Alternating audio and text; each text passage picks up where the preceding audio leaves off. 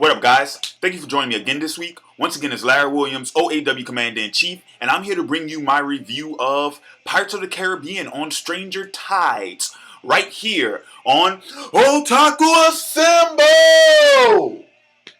Weekly. Once again, I'm here to bring you another movie review, and as I said, this week, Pirates of the Caribbean on Stranger Tides. I just got back from seeing it not too couple of minutes ago, actually.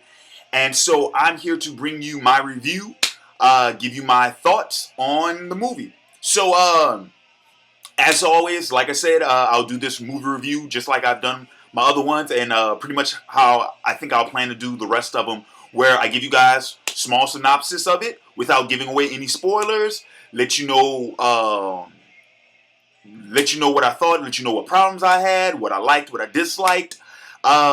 Give you my rating, and then I don't think I'll dwell into any spoilers towards the end of this video. I want to kind of get out of that habit. But pretty much, so this is the fourth installment of the Pirates of the Caribbean series, which are released by Walt Disney Pictures, of course. But it is the first to change directors, because this one was directed by Rob Marshall, and it's still being produced by Jerry Bruckheimer and whatnot, and it still stars Johnny Depp as Captain Jack Sparrow. And there are other characters from the previous trilogy that appear in this film. For an example, Mr. Gibbs is in this film. Captain Teague makes a cameo in this film. Let's see. Oh, and of course, Geoffrey Rush as Captain Barbossa is in this film also. But this film also introduces new characters such as Penelope Cruz's character, Angelica, Ian McShane's, the notorious Blackbeard, and, well, to be honest, those are the only two characters that I feel are worth mentioning, the actors and actresses' name. But, okay, so pretty much, what is this movie about? Okay, no surprise, anybody who's been following up with this movie, pretty much the synopsis is simple. Jack Sparrow is looking for the fountain of youth. I said loot. I wish it was the fountain of loot. No, it was the fountain of youth. Okay, we pretty much got a teaser to that at World's End, where Barbossa he told the crew that he had a map to find the fountain of youth, and then we saw that Jack had actually cut the map out. So of course we knew, okay, so the story goes on, Jack is going to try to beat Barbossa to the fountain of youth. But in this film, we find out that Jack is searching for the fountain of youth, but not so much for himself. He's kind of forced into doing it by others. Penelope Cruz's character is looking for it. Blackbeard is looking for it. Barbossa is looking for it on behalf of the English Navy. Barbossa went ahead and joined the English Navy. And then Spaniards are looking for it also.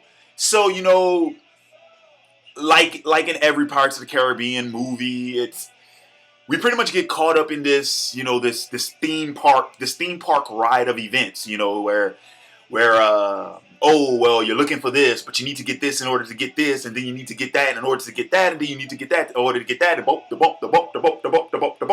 the whole way through the fucking movie, multiple people are looking for it as well. Excuse me. And they're playing one side against the other and backstabbing and throughout the entire movie, just like the past three pirate films.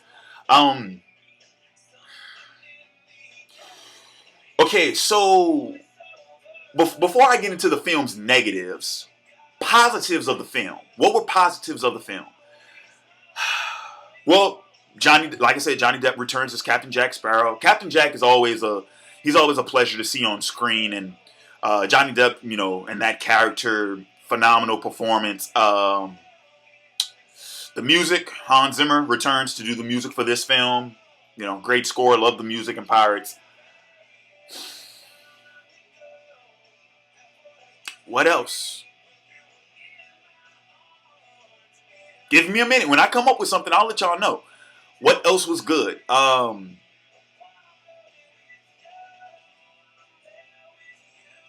Hmm. Uh, might be where the list ends. I think that's where the list ends. Okay, so like I said, negatives of the film. Okay, negatives of the film. Once again, the film has this film more so than the previous three. Um, has a very scattered about narrative. Um, like I said, the Pirates of the Caribbean films are kind of renowned for that uh this chase the magic rabbit, wild goose chase, theme park ride type narrative where uh your overall goal in the film gets cluttered with mini goals. Okay. To use this movie as an example, you're trying to find the fountain of youth, but you need to find this. You need to find this. You need to find this. You need to find this. Then you need to do this to get to this. You need to do this to get to that. And I'm sorry, but that narrative is getting really fucking imperative. Uh, God, I love this song. Anyway, but that narrative is getting really fucking repetitive. I think we were tired of that narrative after Pirates too. So, but and then when I said that the story was kind of scattered, I felt like there were a lot of scenes in this film that just didn't need to fucking be in there.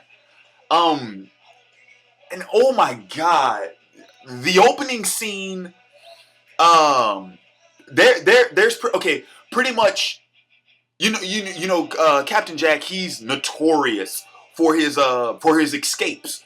Well, the first escape that he performs in this film is so fucking obnoxious. It's so drawn out, it's so dragged out, and it's so like it really does make the people chasing him seem to be very fucking incompetent.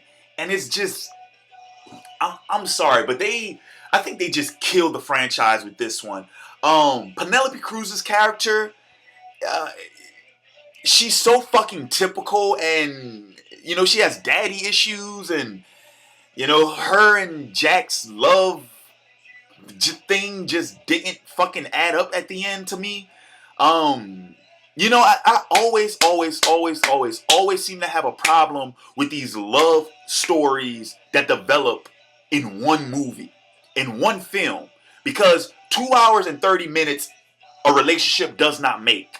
Do you guys understand what I say? What I mean when I say that? And I'm not talking about romance films. Romance films are different. Why? Because romance films are specifically target to the development of the romantic relationship. That's what a romance film goal is. So of course, romance, in a romance film, though that relationship is a little bit sturdier because that's the film's main focus. But when you have like an adventure movie or an espionage movie or something like that where the romantic relationship is just part of the overall plot, no, you don't. Like I said, 2 hours and 30 minutes, not a relationship make. I had the same, like I said, I had the same problem in my Thor review. Where where that romantic relationship just felt weak. The only difference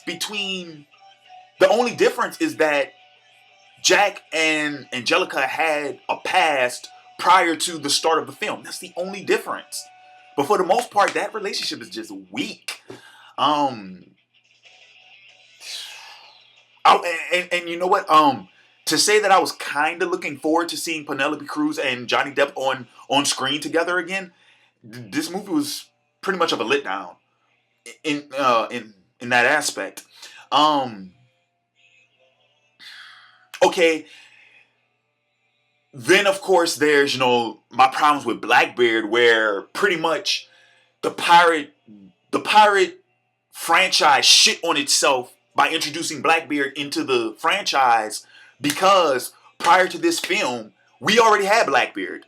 Captain Teague, who is Jack Sparrow's father, That was supposed to be the Pirates universe version of Blackbeard. That's who he was supposed to be. That's where his name comes from. Teague is a play off of Teach, which is Blackbeard's real name. Um, and you know, when we got introduced to him, he had the big hat, the really long trench coat, the long black dreads, and the long black beard. You know, he shot first and you know, asked questions later. He was the keeper of the code. He was the pirate that all of the 9 pirate lords feared. He was supposed to be this Pirates universe Blackbeard, and they just shit on top of that by actually introducing Blackbeard into the franchise. And don't get me wrong, Ian McShane is a great actor. You know what? I probably should add his acting as a positive to the film, because his acting as Blackbeard was enjoyable, but it's the way they wrote Blackbeard that I don't like in this film. He's not to fault for that. That's the writers to fault for that. Because Ian McShane is a great, like I say, he's a great actor. He can play a damn good villain. But this Blackbeard just seemed weak to me. Like, he's the pirate that all the other pirates fear? I'm sorry, no. Barbossa, I felt like Barbossa created more of a, you know, was more intimidating in the first film than Blackbeard was in this one. What else? There are a few subplots in this film that I thought was fucking pointless, and just really stupid, to be honest with you. Like I said, you know, another romantic relationship that they tried to develop in this film, and it was just weak, man. Like, why was that in the film? Let's see. What else? The choreography was tired. You know, we'd seen it all before. Oh, and then, not to spoil anything, but pretty much towards the end of the film, there is an unveiling at the end of the film that was just such, like, just pissed me off so much. It was like, really? Really? Like, wow, I can't believe y'all actually sunk to that level in this film. Like I said, I want to reveal what it was, but you know, the climax of the film, when everything comes to blows, it's like, wow. So yeah, this film, lackluster at best. I think this was the definitive coattail riding film. This film literally just tried to ride on the coattails of the success of the previously established franchise, the previously established trilogy. That's what this film tried to do. And to say that this film, originally this film was supposed to be the first of a new franchise, of a new trilogy. I don't know how they can build a trilogy off this film. And if they do manage to build a trilogy off this film, it's going to be a sad, sorry-ass trilogy. I'm sorry. They should have left. They already, in my opinion, they already screwed up Pirates enough as it was with At World's End. They should have just left it alone and just let it be. Because what At World's End did, what At World's End did was that it not only did it conclude the original trilogy, but it reset itself. It pretty much reset the clock on the pirate story, because everything that seemed to have occurred during the trilogy kind of got, you know, because of the way things played out, it was almost as if it got retconned by the end of the trilogy. Why? Because Jack still wasn't captain of the Black Pearl at the end of At World's End. He was still in a fucking rowboat by himself, you know, searching for treasure on his own. No crew, no nothing. Barbossa still had the crew and the Black Pearl. Will and Elizabeth still weren't together. You see what I'm saying? And the pirates were still free to roam the seas just as they had been in the past. It kind of retconned itself because that's the way it played out. So they should have just left it like that. But no, like I said, they shit all on it with this movie. This movie was just to pander to the fucking fanboys and fangirls. That's all it was. And, you know, I like the Pirates franchise, especially the first film. I love Curse of the Black Pearl. That was a good fucking movie. And I didn't think that Dead Man's Chest was that bad. Especially, you know, the fact that they ended it on a cliffhanger. I thought Dead Man's Chest was pretty damn cool. Especially when, you know, that was the film that introduced fucking Davy Jones. And, you know, Bill Nighy's fucking depiction, you know, his portrayal of Davy Jones is fucking classic. But, man, you know, at World's End was bad enough as it was. But this one was just...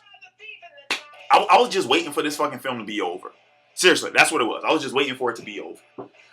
So, so what do I rank it? You know, what do I usually? I don't do 5 stars. I usually do the thumbs thing. I'm giving it 2 thumbs down.